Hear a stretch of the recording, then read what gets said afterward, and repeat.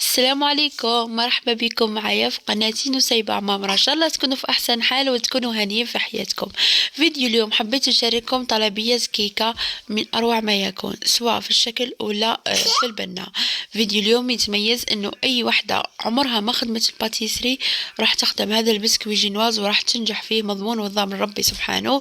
راح تنجح فيها، وراح نشارككم كامل التفاصيل، كامل الأسرار، طريقة الليساج، الحشوات، كل شيء بالتفصيل. يعني أي واحدة تكون مبتدئة غير تدخل هذا الفيديو وتتبع معايا كامل المراحل، إن شاء الله راح تتوفق وراح تجربوا. وراح نشارككم حتى سعر الكيكة كما كنتوا تطلبوا مني، أسعار لي باتيسري وأسعار الحلويات، راني نلبي في طلباتكم. على هيك نتمنى تتفاعلوا معايا بجام وتخلوا لي آرائكم الطيبة في التعليقات، هاك باش نتحفز ونجيب لكم جديد، وحتى أنا نتحفز باش نحط فيديوهات أخرى. وهنا نعتذر منكم قبل ما نبدأ الفيديو على صوتي، راني شوية مقريبية. نعتذر منكم على صوتي باسكو كنا نستنى حتى نبرة ما عادش نحط الفيديو. وانتم حبيت ديما نشارككم طلبيات ولي كوموند كيما طلبتوا مني. شاركينا اعمالك. هنا هذه الكيكة نفس طريقة الكيكة الاولى، يعني نفس العمل، فقط الديكور يختلف. هنا حبيت نغطي له وجه البيبي هاك على الخصوصية. ثاني هذه الكيكة جات هايلة وجات روعة روعة روعة. وبالنسبة لطريقة عملها نفس طريقة عمل الكيكة الأخرى.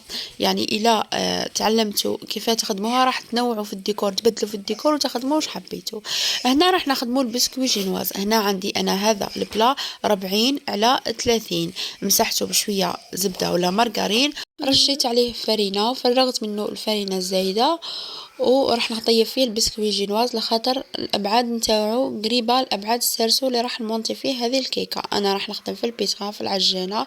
عندي 6 بيضات، عندي 150 غرام سكر عادي، وعندي 120 غرام فرينة و30 غرام كاكاو، نصف باكي خميرة الحلويات، وعندي مغرف كبيرة ماء، وعندي المحسن ولا الميكسو 18 غرام، وعندي شوية فاني وشوية ذوق الكراميل طبعا إذا حبيتوا.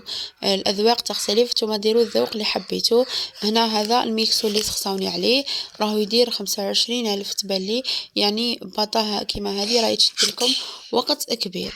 بالنسبة للأذواق راح تستعملوا الذوق اللي حبيتوا. يعني عندي كل بيضة 25 غرام سكر و25 غرام فرينة، ولا حبيته بالكاكاو 20 غرام فرينة و5 غرام كاكاو. هنا في البول اللي راح نخدم فيه راح نضيف 6 بيضات، راح نضيف 150 غرام سكر عادي، ونضيف رشة الملح، ونضيف المحسن ولا الميكسو. هنا راح نخدم مباشرة، يعني حنحطه في الميزان ونوزن، نحي على روحي كثرة الماعن.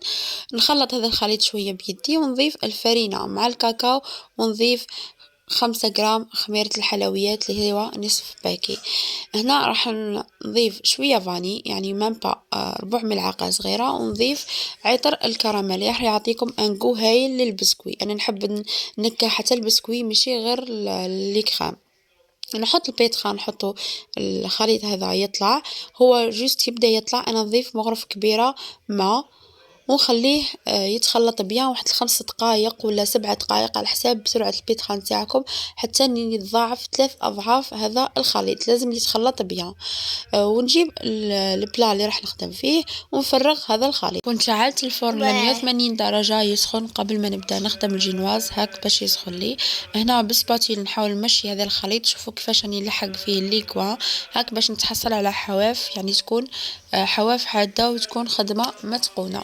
راح ندخلو يطيب واحد 7 دقائق حتى 8 دقائق على حساب الفرن نتاعكم، ونخليه يبرد. هنا راح نخدم الكريمة. هنا عندي 300 غرام كريم فريش، 200 غرام بودرة الشانتي، عندي 3 مغارف كبار كاكاو يكون نوعية جيدة، و3 مغارف كبار شوكولا الطلي، عندي ذوق البندق وذوق الكراميل. ضفت بودرة الشانتي على الكريم فريش بعد ما كانت باردة بيان، ونخلط هذا الخليط، يعني نطلع هذا الخليط بالباتور حتى يتضاعف حجمه. ومن بعد هنا راح نضيف الكاكاو. هنا اصرت بنتي ان هي تاخذها، شوفوا واش دارت لي. معليش، المهم نتوما ضيفوا الكاكاو غير بالعقل، ومن بعد ضيفوا الشوكولا الطلي. ونخلط هذا الخليط، نبقى نخلط فيه حتى يتضاعف حجمه ونتحصل على كريم بنينه وفي نفس الوقت متماسكه وهايله. اكيد ماكمش مربوطين بهذه الكريمه، تقدروا تطلعوا كريم شانتي عادي وتضيفوا لها ذوق الكراميل. بصح انا نشارككم باش راني نخدم. هنا كنت شويه ذوق البندق درت شويه بزايد، على هاك ومن بعد وليت درت شويه شانتي طلعتها وضفتها لهذا الخليط، وضفت لها انا زوج مغارف شوكولا ايطالي. الكريم شانتي اللي راح نضيفها راح نقص من ذوق البندق باش ما يجينيش ذوق قاصح. هذه الكمية راح تحشيو بها طبقة ونصف تقريبا، يعني تحتاج تزيدوا نصف الكمية باش تحشيوها. بصح انا نحشيها يعني تبقى مليحة من الكريمة. انا هاك نخدم باتيسري نتاعي بعد ما نحيت الحواف كيما شفتوا بالموس ولا كيما حبيتو. نحيت الجينواز، شوفوا كيفاش راهو جا ما شاء الله. هنا راح نخدم يعني جينا للمونتاج بعد ما برد ووجدت كامل الكريم. هنا عندي الكريمه اللي كنت خدمتها، عندي كراميل، عندي شوكولا ايطالي، عندي اناناس، بنان، مكسرات، شوكولا بذوق البندق البيضاء. وهنا عندي شربات. انا الشربات نضيف كاس ما نضيف له زوج مغارف مسخون ذوق الكراميل، ونضيف يا اما مغرف كراميل يا اما مغرف شوكولا ايطالي. صدقوني راح تعطيكم بسكوي ذوقه يكون هك بنين، يكون البسكوي بعد بنين مش غير الكريمه. هنا جبت السرسو اللي راح نخدم فيه، راح نقسم به البسكوي جينواز وراح نمونطي فيه لاطاغ نتاعي. بعد ما قسمته به وخليته فيه جبت الشربات اللي كانت بذوق الكراميل ودفيتها. انا الشربات دفيوها راح تدخل بيان في الجينواز وراح تعطيكم نقو هايل. وراني نجبد شويه في البسكوي ونعمر فيه بالكريمه باش نتحصل على خدمه بيان فيني. دقوا في التفاصيل وعمروا سيرتو الكادر تاع الكيكه هو الوجه نتاعها عمروه بيان. هنا الكادر بعد ما عمرته بيان وسط الكريمه ندير غير شويه كريمه. علاه دوكا نقول لكم علاه. هنا راح ندير شويه اناناس ومن بعد راح نزيد طبقه خفيفه من الكريمه. هنا راح نكمل نسطح يعني باش نتحصل على سطح يكون يعني مستوي، يعني مش ديروا الكريمه وديروا الحشو مباشره ديروا البسكوي، لا لا، سطحوه بيان بعد حطوا البسكوي الدوزيام. انا كنت زمان كنت نغلط هذه الغلطه وذوك وليت ما وليش نغلطها، راني نقول لكم فيها باش نتوما ما ديروهاش. ولو سطحوا الكريمه بيان ولا حطوا طبقه كريمه خفيفه.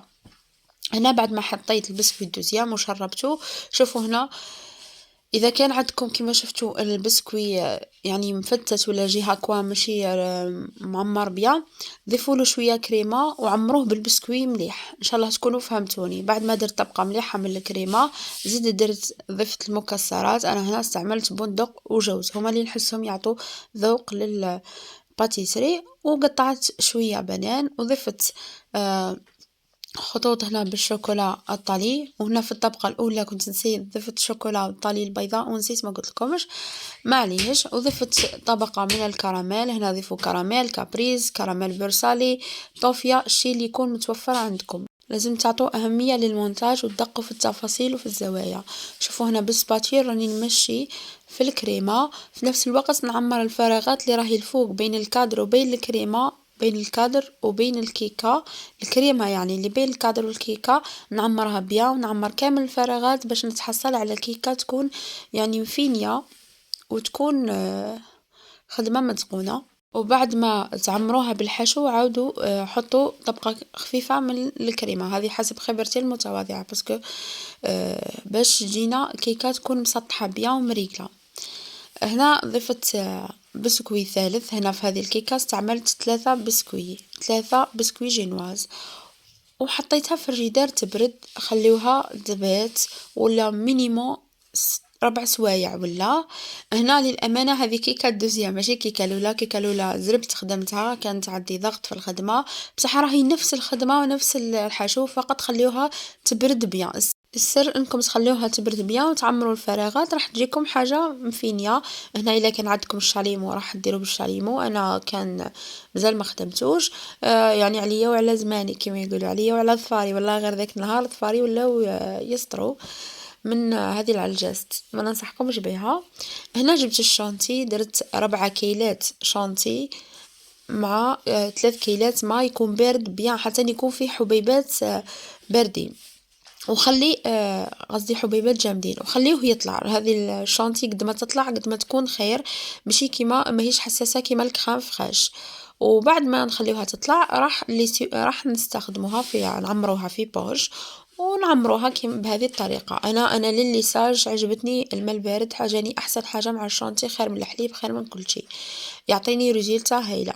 غير كي يكون في الصيف ساعات ندير شويه كريم فريش باش يشد لي، ونحي الكريمه الزايده بالسباتيل.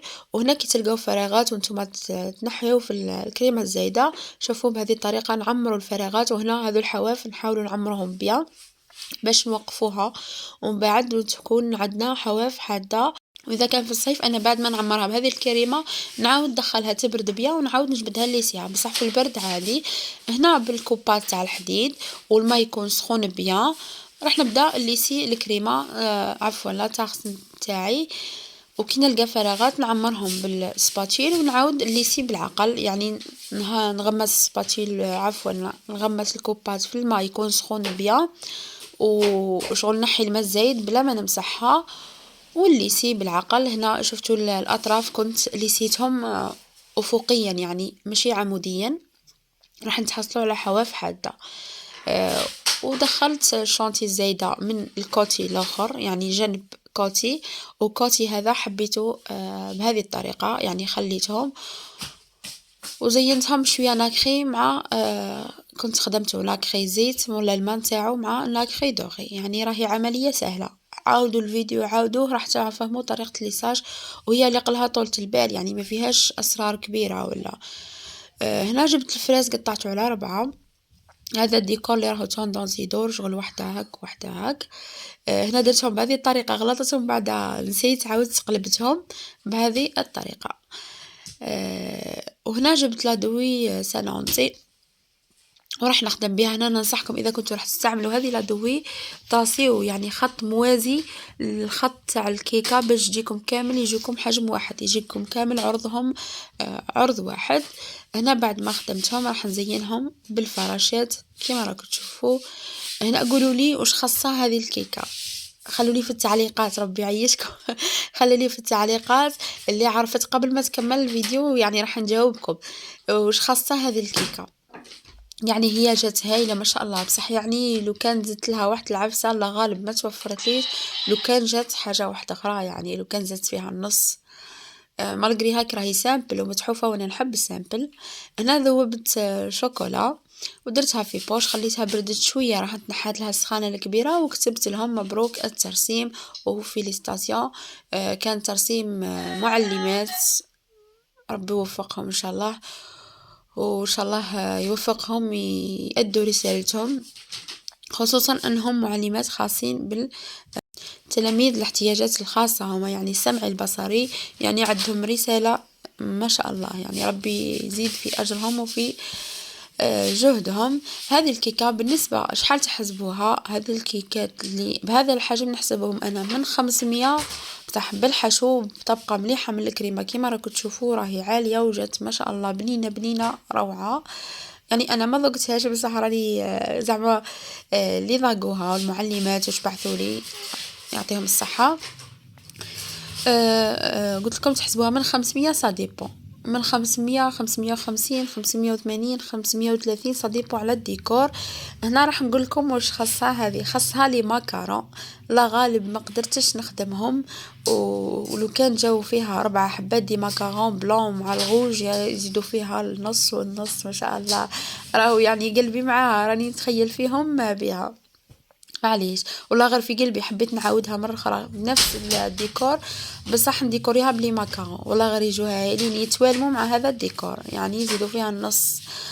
ان شاء الله نكون فدتكم، ان شاء الله نكون خفيفة عليكم ووصلت لكم المعلومة، راهي سهلة. وخلوا لي اي استفسار اللي حبت تخدمها تخلي لي في التعليقات، راهي سهلة الجينواز يعني راهو مضمون وسهل، الكريمة ثاني سهلة ما فيها والو وتجيكم من أروع ما يكون، فقط بردوها مليح. هذا هو فيديو اليوم، استنوني في فيديو آخر، دمتم في رعاية الله وحفظه.